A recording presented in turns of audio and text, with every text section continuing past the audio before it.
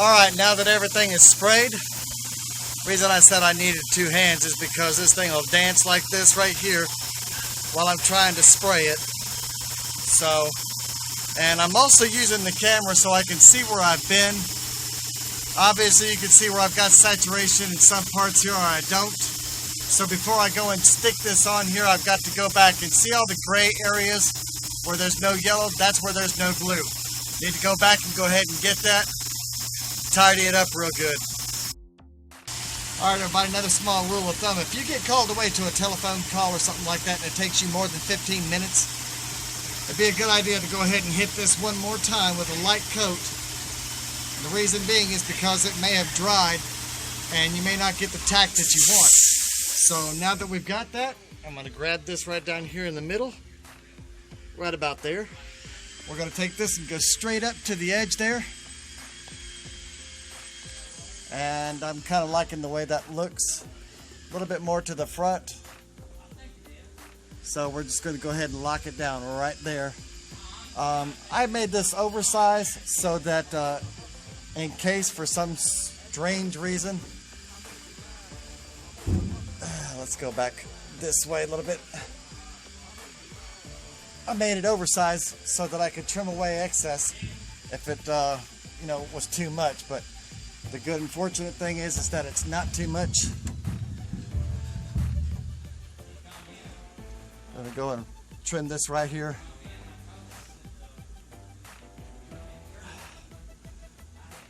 Don't worry about these places right here where it's kind of jumbled up a little bit. It's jute, it's very forgiving. It'll let you do, get away pretty much with bloody murder. But because I'm a stickler for detail, I'm going to make sure it's laying in here right. So I'm going to go back and I'm going to razor this off right here. I'm going to razor this off right here. No, I'm not. That went up underneath there. And this portion right here, it's a little oversized. I'm going to razor that off. Then we'll go with the headliner. Got one of my bows sitting right down here. That's next. All that kind of stuff. Tomorrow also we will address these tack strips right here, which we will reuse on that side. We'll reuse the tack strips on that side, but I've got to run new tack strip right here. We've already got that started. I've got to bring a staple gun over here and I'll show you what kind of staple gun you're going to need to use for that and the type of staples that you need to use for that. So I started it with the 4 screws that are in here. You got one right there, one right there, one right there, and one right over there. So it gets 4 on each side in the front. Same format in the back. Going to be going around here and putting a tack strip up inside there. So you can see the little hooks right there where it goes in. Again, now I did something special with this package tray, and I did this so that I would know this car at a glance. Nobody else does this, at least nobody I know of. What we've done is offset on a diagonal the speakers for the sound system.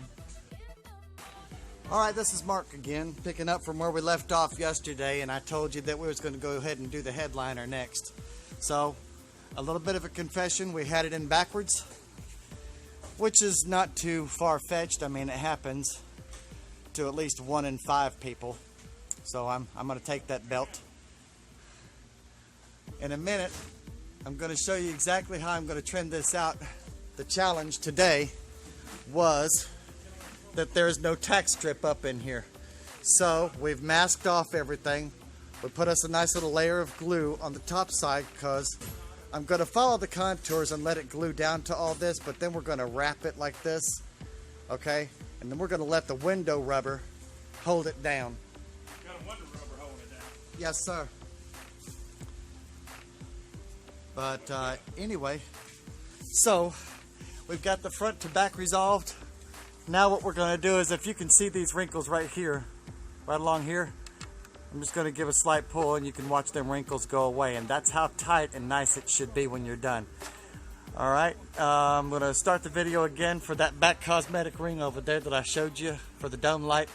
That needs to go in before I start tugging and pulling either direction. So we need to lock down that center before we do anything else.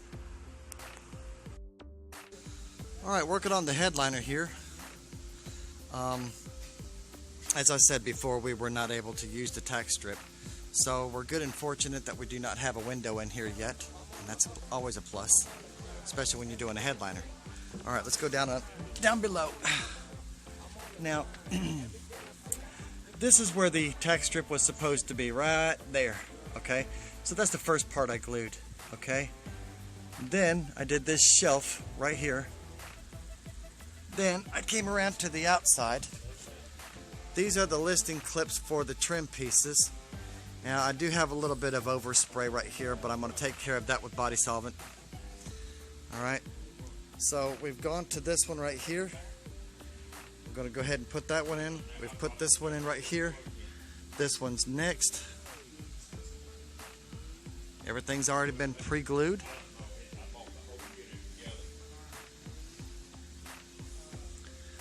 We're going to come back.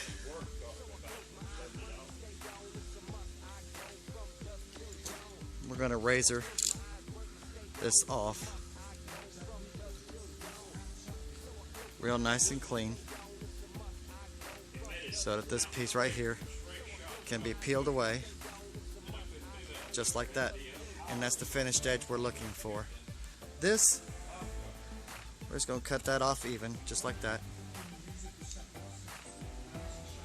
Nothing else to do with that. The reason we're doing that is because if the window ever has to be removed, or that these ever rust up and have to be replaced, that they can be replaced without interrupting the headliner. Okay? Thanks for watching. Alright everybody, this is jute. This is your best friend. Reason being is because what comes from the suppliers is really super paper thin. Hey, we'll get back to this in just a second. Now, while the jute was off, I laid this down right here and went up underneath and drew out the circles where the holes are going to be for the speakers, including each little hole for the bolts that are going to hold the speakers on. So, anyway, this is slightly larger than the hole, and right here where you see that little thing there is where a hole is, so that I don't get my hardware tangled up in this jute. I've made allowance on all four of them so that the hardware does not get tangled up in this jute.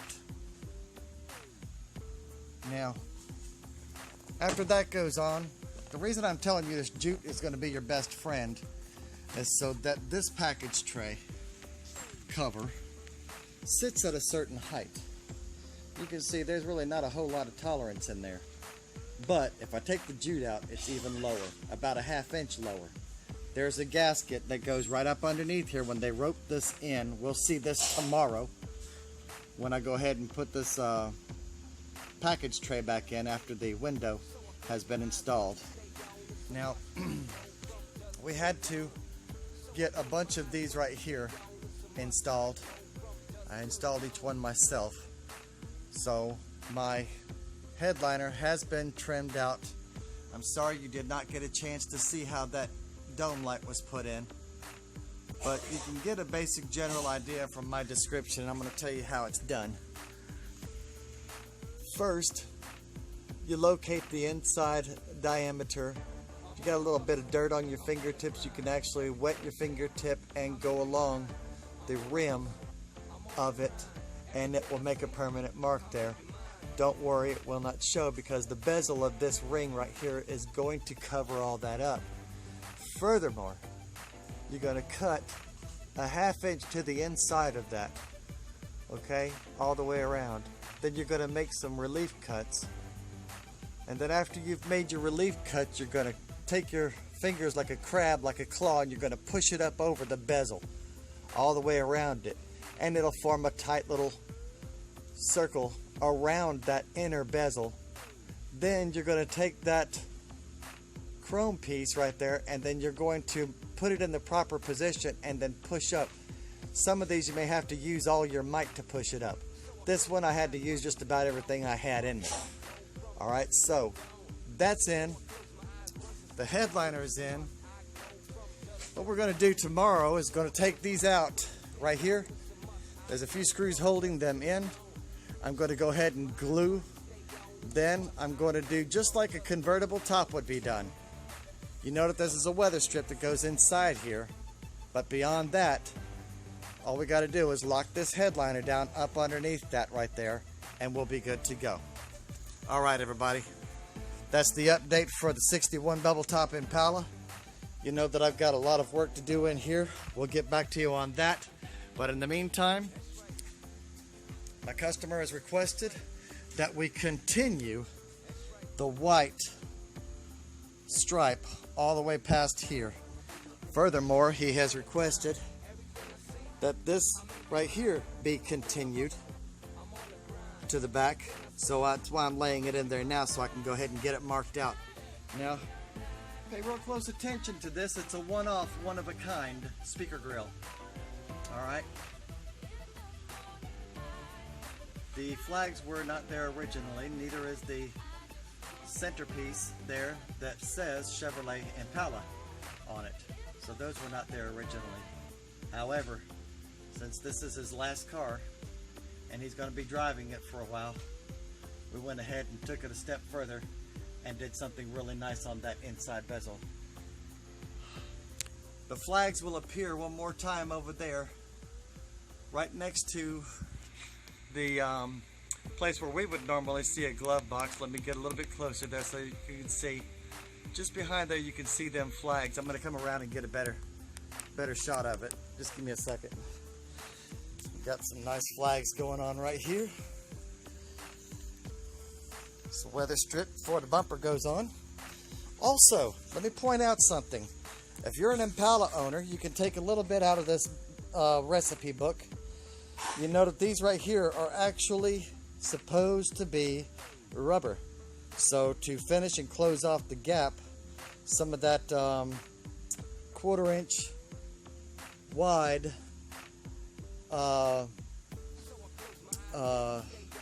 this is the stuff you put in, you know, it's parking lot bumper guards or door guards, okay? And he went ahead and he put that in, you know, it's got a shape like this right here, a U shape, and he went ahead and put it on there and then made that connection right down there at the bottom where you can see it right there. That was very innovative and it looks very sharp. So anyway, moving right along, I'll take you around to this front piece over here, the Impala Super Sport logo right there with the racing flags. And look at that dash. Behold the beauty of that chrome. They were really beautiful back in the day. Alright guys, thanks for watching.